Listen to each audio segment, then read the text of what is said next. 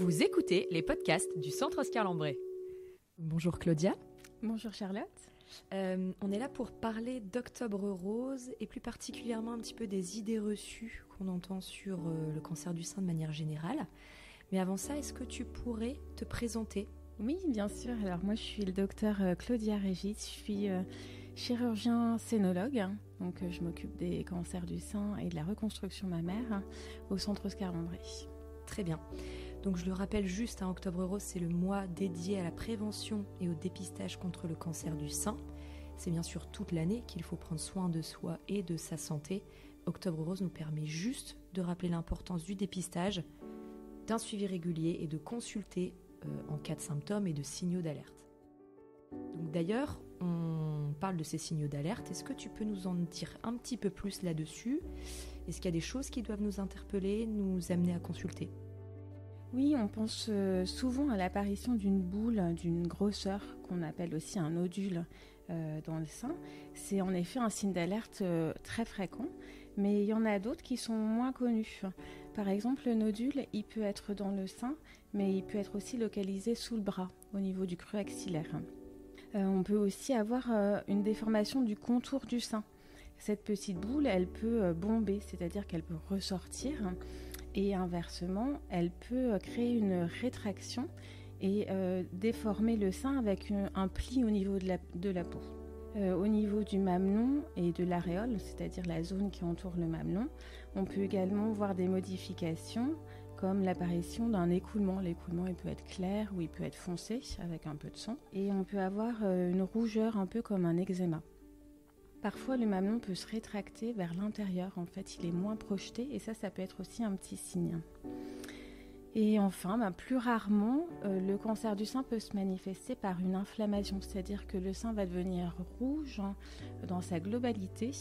Il est chaud au toucher et il va être sensible, voire douloureux. Très bien, donc les signes sont nombreux. Sont nombreux, exactement. Et l'association Vivre comme avant, qui accompagne les patientes, a publié un dépliant qui je trouve très intéressant, que vous pouvez télécharger sur leur site. Il est illustré par Cécile Vico, donc c'est une illustratrice qui a fait un travail très joli, très doux. Elle est partie de l'idée du grain de riz et des baguettes de grain de riz, donc l'illustration est sympa, je trouve que c'est très réussi. Et en fait, ça reprend tous les signes dont je viens de vous parler. Ok, très bien. On entend beaucoup de choses, comme on l'expliquait tout à l'heure, autour du cancer du sein, beaucoup de préjugés, parfois peut-être aussi des fake news. Je te propose du coup d'en parler aujourd'hui, de lever le voile sur ces idées reçues. Donc on voit de plus en plus de cancers sur des femmes jeunes. Est-ce que de manière générale, le nombre de cas de cancer du sein augmente même chez ce public jeune ? Oui, en effet, je crois que ce qu'il faut retenir, c'est que le cancer du sein est rare chez la femme jeune. Cette maladie, elle touche surtout les patientes plus âgées. 80% des cas de cancer surviennent chez des patientes qui ont plus de 50 ans. La moyenne d'âge, c'est 64 ans. Mais c'est vrai que le cancer du sein, même s'il est rare chez la femme jeune, il existe. Et c'est pour ça qu'il faut pas, il faut rester quand même vigilant, quel que soit son âge en fait. Il faut toujours se sentir concerné par cette maladie, parce qu'effectivement, ça peut arriver à n'importe quel âge. Très bien, donc d'où l'importance de prendre soin de soi, de se regarder, de connaître éventuellement les signes qui doivent alerter. Tout à fait. C'est vrai que de façon générale, le nombre de cas de cancer du sein augmente, quel que soit l'âge. C'est-à-dire que les femmes jeunes sont touchées par cette augmentation, comme les femmes âgées. Et pourquoi cette augmentation du nombre de cancers du sein ? Alors il y a plusieurs raisons. Il y a une augmentation de la population globale, il y a un vieillissement de la population et il y a une modification de notre façon de nos modes de vie.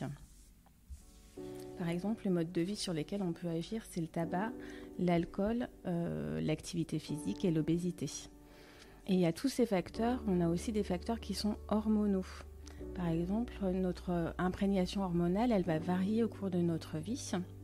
Et globalement, on peut dire que l'exposition longue aux hormones est un facteur de risque de cancer du sein. On sait aujourd'hui qu'il y a des facteurs qui sont protecteurs, comme avoir ses premières règles tard, à l'inverse être ménopausée tôt et avoir un enfant tôt. Or, à l'heure actuelle, on a plutôt tendance à avoir ces règles tôt et à avoir des grossesses plus tardivement. Donc ça explique en fait pourquoi on a des cancers du sein à des âges différents et que ce nombre de cancers du sein augmente. Très bien. Donc je ne sais plus si on avait déjà abordé la question de la mammographie, mais c'est une question qui se pose. Est-ce qu'on aurait intérêt à faire des mammographies plus tôt et est-ce que c'est sans risque ? Alors c'est vrai qu'il y a des femmes qui ont des risques plus importants que d'autres d'avoir des cancers du sein. On n'est pas tout égal face à ce risque. Et ces risques sont liés à nos antécédents, par exemple les antécédents personnels. Les patientes qui ont déjà eu des maladies comme des lymphomes, qui ont reçu une radiothérapie au niveau du thorax sont plus à risque. Des patientes qui ont déjà eu un cancer de l'ovaire, par exemple, ou des patientes qui, dans leur famille, ont beaucoup de femmes atteintes de cancer du sein et des femmes proches. Et donc, ces patientes, elles relèvent d'une surveillance spécifique et donc adaptée à leur risque et elles peuvent effectivement bénéficier de faire des mammographies plus tôt. Alors, n'hésitez pas à demander à votre médecin traitant, votre gynécologue, si vous avez un risque particulier, si lui il le considère comme risque particulier, et si ce n'est pas le cas, il vous rassurera.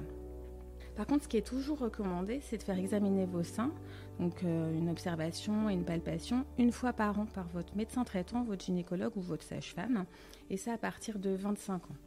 Et après, de faire un dépistage organisé à partir de 50 ans jusqu'à 74 ans. Et pour répondre à la seconde partie de la question, est-ce que c'est sans risque de faire des mammographies ? Alors c'est vrai qu'on reçoit une irradiation quand on fait une mammographie. Donc on reçoit des rayons X et une exposition répétée aux rayons X. On sait que ça peut entraîner des cancers qu'on appelle les cancers radio-induits. Et c'est pour ça qu'on fait des mammographies que quand on considère que c'est utile. C'est toute une question de bénéfice-risque. On considère que le nombre de morts évitées par le dépistage est largement supérieur au petit risque de cancer radio-induit. Donc ça reste toujours favorable. Et pour vous donner un ordre d'idée, si une femme suit strictement les recommandations de dépistage organisé, elle va faire entre 50 et 74 ans 13 mammographies et son exposition au rayonnement ionisant que représenteront ces 13 mammographies est égale au quart d'une irradiation d'un scanner. Donc finalement, ce n'est pas grand-chose en fait, cette irradiation des mammographies dans le cadre du dépistage organisé. Donc c'est plutôt rassurant. Et en pratique, comment ça se passe ? Alors tous les 2 ans, vous serez convoqué pour faire votre mammographie. On vous envoie la liste des radiologues qui sont agréés et qui sont près de chez vous. Ils vont vous faire un examen clinique et une mammographie. Et ce dépistage organisé, c'est la garantie d'avoir une mammographie de qualité. Alors, c'est quoi une mammographie de qualité ? C'est fait sur du matériel qui est contrôlé, qui est de qualité, donc les mammographes. Et les radiologues aussi ont une formation spécifique. C'est-à-dire qu'ils font beaucoup de mammographies, ils ont une formation initiale, une formation continue, et ils sont 2 à lire vos mammographies. Donc il y a un premier lecteur, si lui trouve qu'il n'y a aucune anomalie, la mammographie est quand même relue par un collègue. Et donc l'idée, c'est vraiment de diminuer le risque de passer à côté d'une anomalie. Donc ce qui est bon à savoir pour les patientes qui ont des prothèses mammaires, ça arrive de temps en temps pour des raisons esthétiques, on peut évidemment faire des mammographies avec des prothèses mammaires, il n'y a pas de risque de les abîmer du tout. Très bien. Tu parlais du dépistage justement organisé tout à l'heure. Donc effectivement, le dépistage organisé recommande une mammographie tous les 2 ans à partir de 50 ans jusqu'à 74 ans. Mais du coup, est-ce que ça veut dire que quand on a dépassé l'âge de 74 ans, on ne fait plus de mammographie après ? En fait, pour répondre à la question, il faut se demander pourquoi on fait un dépistage organisé et qu'est-ce que c'est ? En fait, on le fait parce que le cancer du sein, c'est un cancer très fréquent chez la femme. Ça va toucher une femme sur 8 qui pourrait être confrontée au cours de sa vie. Et par chance, on sait que lorsqu'il est détecté tôt, à un stade précoce, c'est un cancer de bon pronostic et il peut être guéri dans 9 cas sur 10. Donc l'objectif du dépistage organisé, c'est de s'assurer qu'il n'y a rien d'anormal dans le sein et de pouvoir repérer s'il y a une petite maladie avant qu'elle se traduise par des signes cliniques, avant que le patient ou le médecin traitant puisse le palper. Et l'avantage de détecter ce cancer plus tôt, c'est d'avoir un traitement qui va être moins lourd et plus efficace. On le fait à partir de 50 ans parce que, on en a déjà parlé, mais le risque, il est plus important après 50 ans. Et donc, c'est dans cette tranche d'âge de 50 à 74 ans qu'il est plus efficace, qu'on a le plus de chances de trouver une anomalie. Les études internationales, elles ont estimé que ce programme de dépistage organisé, sur cette tranche d'âge, elle évitait entre 15 et 20% des décès par cancer. On trouve comme ça des cancers plus tôt et en ayant un traitement plus efficace. Alors, il est organisé comme ça pour ces raisons dont on vient de parler. Maintenant, ça ne veut pas dire qu'avant 50 ans et après 74 ans, il ne faut plus faire de mammographie. C'est-à-dire qu'on n'est plus dans les critères d'un dépistage organisé, mais à titre individuel, ça peut être intéressant pour des raisons d'antécédents, des raisons personnelles, de continuer à faire des mammographies. Donc on peut en faire bien sûr avant et après. Et ça, c'est à vous de voir avec votre médecin traitant ou votre gynécologue. Très bien. On bascule sur une autre type de problématique. Est-ce que, par exemple, prendre la pilule augmente le risque du cancer du sein ? Eh bien oui, c'est vrai que ça augmente très légèrement le risque d'avoir un cancer du sein, de prendre la pilule. Par contre, ce risque, il revient à la normale 10 ans après avoir arrêté de prendre la pilule. C'est-à-dire que ce n'est pas toute votre vie. Vous êtes exposé pendant le temps où vous prenez la pilule. Et après, quand vous l'arrêtez, mettons que vous l'arrêtez à 50 ans, bien, votre risque au bout de 10 ans va revenir à la normale. En revanche, prendre la pilule, ça a quand même l'avantage de diminuer le risque d'autres cancers. Et des cancers qui sont de moins bon pronostic que le cancer du sein. En fait, ça protège du risque d'avoir un cancer de l'ovaire et de l'endomètre de prendre la pilule. Donc, c'est toujours une question de bénéfice-risque. Il y a l'avantage de la contraception et aussi l'avantage de réduire le risque d'autres cancers qui sont plus péjoratifs que le cancer du sein. Très bien. Est-ce que le déodorant augmente aussi le risque de développer un cancer du sein ? En fait, la question, elle porte sur la présence des sels d'aluminium dans les déodorants.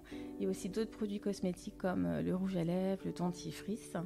Et en fait, ces sels d'aluminium, ils ont été suspectés de favoriser le développement de cancer du sein. Maintenant, il y a quand même des études scientifiques. Il y a un comité scientifique qui a publié en mars 2020, donc c'est assez récent, des recommandations au niveau européen et qui se sont interrogés sur les seuils et la concentration de ces sels d'aluminium dans les cosmétiques. En fait, pour les seuils qui sont utilisés en Europe, il n'y a pas de risque de développer un cancer du sein. Et même pour une application quotidienne comme le déodorant ou le dentifrice, le risque n'est pas reconnu scientifiquement d'augmenter le cancer du sein. Donc c'est rassurant. Très bien. On peut donc tous continuer, ou toutes continuer à mettre du déodorant. Vrai, faux ? Est-ce que porter un soutien-gorge favorise aussi le cancer du sein ?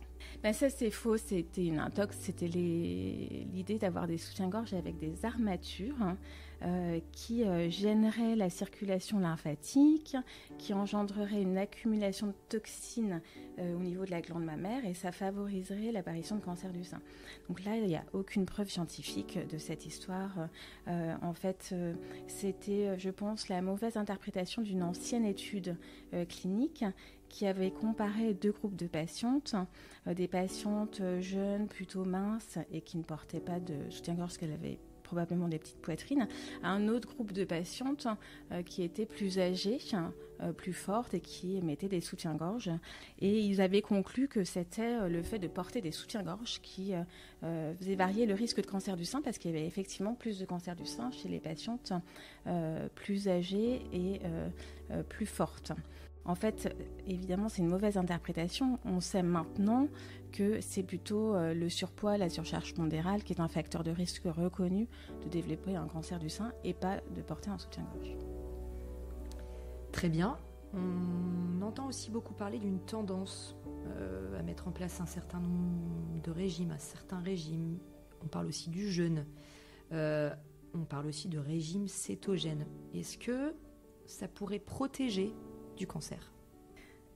Actuellement, on n'a pas ces données scientifiques. On n'a pas de preuve que le fait d'avoir un jeûne, de faire un jeûne ou faire des régimes restrictifs, restrictions caloriques, protéiques, glucidiques, ou le régime cétogène n'a d'impact sur la survenue de cancer du sein ou d'autres cancers d'ailleurs. Donc il n'est pas justifié de pratiquer ces jeûnes. Par contre, ce qui est reconnu, c'est que le surpoids et la sédentarité, le fait d'avoir peu d'activité physique, sont des facteurs de risque de développer un cancer. Et donc, si vous envisagez d'équilibrer votre alimentation pour réduire votre surcharge pondérale et de faire du sport, oui, là, ça a du sens. Très bien.